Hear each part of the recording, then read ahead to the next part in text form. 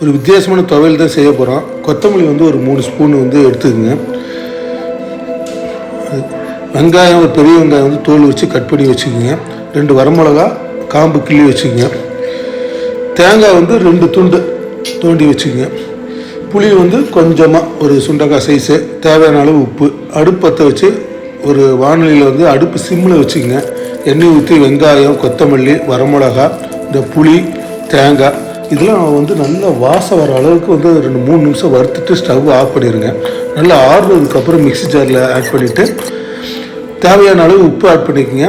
தேவையான அளவு வந்து தண்ணி ஆட் பண்ணிவிட்டு மூடி போட்டு கொஞ்சம் கொஞ்சமாக தண்ணி ஊற்றி அப்போ நைஸாக மூடி போட்டு அரைச்சி தனியாக வந்து ஒரு சட்னி வந்து தனியாக ஒரு பாத்திரத்தில் எடுத்துக்கோங்க.